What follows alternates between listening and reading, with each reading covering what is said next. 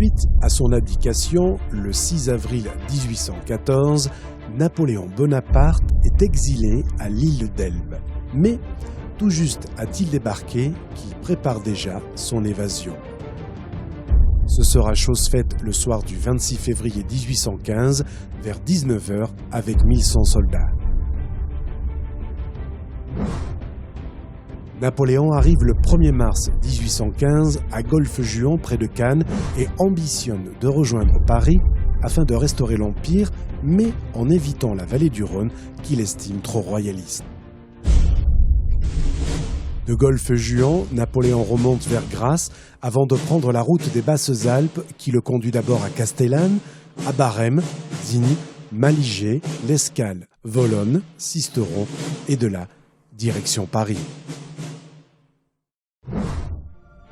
Sisteron, la clé. C'est à Sisteron que Napoléon aurait dû être arrêté.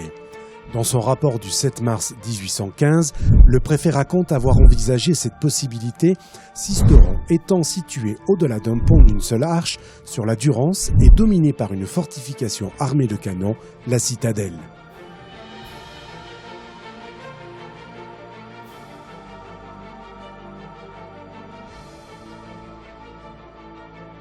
Conscient du danger, et tandis que Napoléon s'est installé à Malijai, Cambronne et son grenadier foncent sur Sisteron afin d'empêcher toute velléité de résistance au pont de la Beaume, le seul pont qui permet de franchir la Durance dans les Basses-Alpes.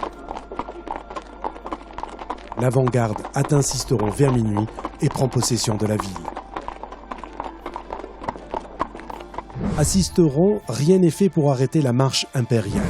Adieu les manifestations belliqueuses, aurait dit Édouard de la Plagne, le chef de la garde nationale. Napoléon est averti dans la nuit que Sisteron est désarmé. Il quitte Malijai au petit matin du 5 mars 1815. Peu avant midi, Bonaparte entre dans la ville par la porte du Dauphiné. Il déjeune à l'auberge du Bras d'Or située dans la rue Sonnery. Peu après 14 heures, il reprend la route. Curieuse de voir l'empereur, la population s'est rassemblée sur son parcours. Le soir, il dort à Gap, dans les Hautes-Alpes. Napoléon Bonaparte arrive à Paris le 19 mars 1815 sans tirer un seul coup de feu, contraignant ainsi le roi Louis XVIII à prendre la fuite. Les négociations avec les souverains alliés, Angleterre, Allemagne, Russie et Autriche, n'aboutissent pas.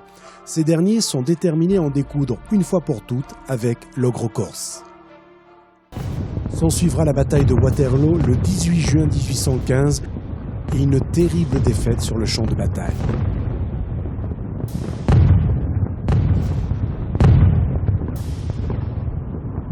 Le 22 juin 1815, Napoléon abdique pour la seconde fois.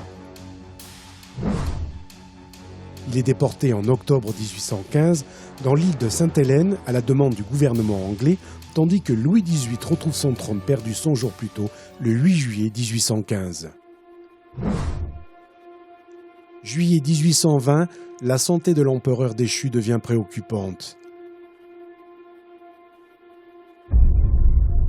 Napoléon Bonaparte décède des suites d'une longue maladie le 5 mai 1821 à 17h49 à l'âge de 51 ans.